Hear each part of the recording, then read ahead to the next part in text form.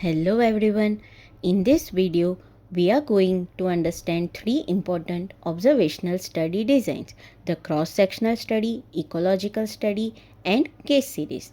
The infographic is designed to help you remember these three designs not just by their definitions but by understanding what the researcher observes and what the unit of study is and what kind of conclusions can be drawn. Let us take them one by one. First is the cross-sectional study, the snapshot study. The easiest way to remember a cross-sectional study is to think of a photograph or a snapshot. Just as a photograph captures a scene at one particular point in time, a cross-sectional study examines a population at a specific point or short period of time.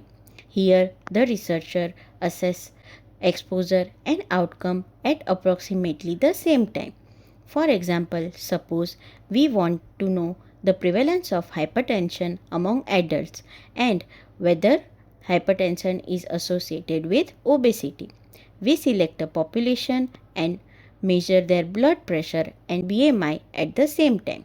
So, in a cross-sectional study, we can ask how common is the disease and is there an association between an exposure and an outcome. This makes cross-sectional studies particularly useful for estimating prevalence and describing the health status of a population. Now, another important advantage is that this is one of the simplest and least time consuming observational study designs. There is usually no prolonged follow-up. We examine the participants once and over a relatively short period. Second, cross-sectional studies are particularly useful for studying chronic diseases and their risk factors because conditions such as diabetes, hypertension, obesity, and many other chronic health problems can be assessed in a population survey. However, this study has an important limitation. Look at the broken chain symbol here. The major problem is temporality, the causality limitation, because of exposure and outcome are measured at the same time. It may be difficult to determine which came first.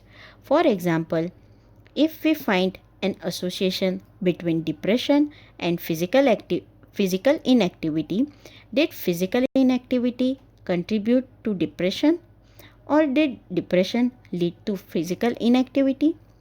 Therefore, a cross-sectional study can demonstrate association, but generally has limited ability to establish causality.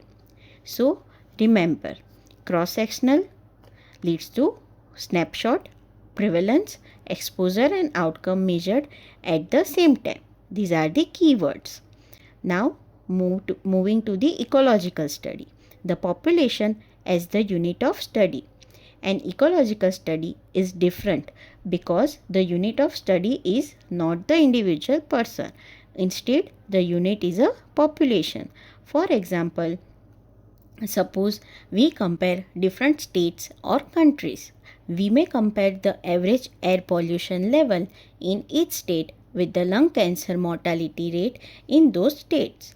Or, as illustrated here, we could compare population level indicators such as asthma deaths with anti-asthma drug sales. The important point is that our data are available at the group level.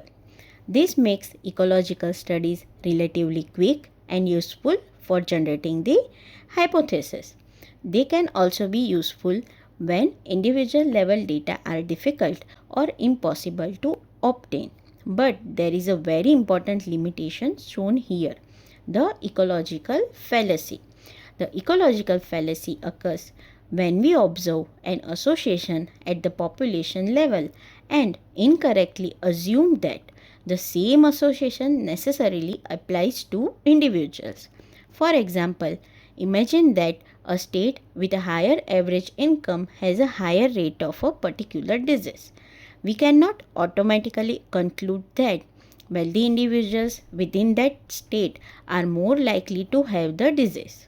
So, The population level relationship may not be the same as the individual level relationship. Therefore, always remember, population data cannot automatically be interpreted as individual data. Another important issue is confounding. Socioeconomic status, healthcare access, urbanization, environmental factors, and other population characteristics may influence the observed relationship.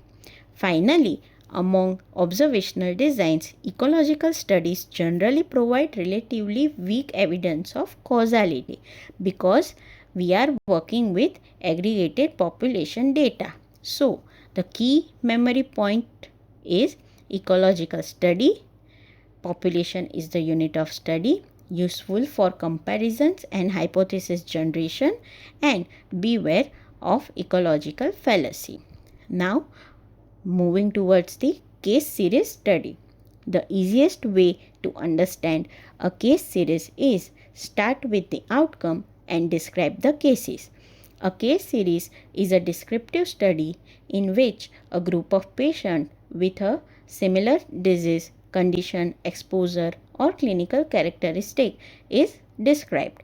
For example, imagine that a hospital identifies several patients with a rare disease. The researcher may describe their age, sex, clinical presentations, investigations, treatment, complications, and outcomes. Notice something very important here. There is no control group. We are simply describing a series of patients who have the condition. For example, a glaucoma history. Suppose we identify a group of patients with glaucoma and then investigate their clinical characteristics or family history. We are describing what is observed among those cases. A case series can be particularly valuable when dealing with rare diseases, unusual presentations, new clinical conditions, or emerging health problems. For example, when a new disease or unusual adverse event is first recognized, clinicians may publish a series of cases to alert the medical community. However, because there is no comparison group, we cannot determine whether a suspected exposure is actually associated with the disease. For example, if many patients in our case series report a particular exposure, we cannot conclude that the exposure caused the disease. So, we don't know how frequently that exposure occurs in people without the disease. Therefore, case series are descriptive, no control group, useful for generating hypothesis but cannot establish the causality. Now, the final comparison. Let us quickly compare all three. Cross-sectional study asks what is happening in this population at this point in time. Think snapshot and prevalence. Second, ecological study asks how do population differ and are population level characteristics associated with population level outcomes. Think population as the unit of study. And case series asks what are the characteristics and clinical features of this group of patients with a particular condition. Think outcome first, description, and no control group. So, if you remember just three words: cross-sectional, snapshot; ecological, population; case series, cases; and one final point for examinations and research methodology, all three are observational designs. The researcher does not assign an exposure or intervention. They observe what already exists. I hope this infographic makes these three observational study designs easier to visualize and remember. Thank you, and in the next lesson we can move from these descriptive observational designs to experimental study designs.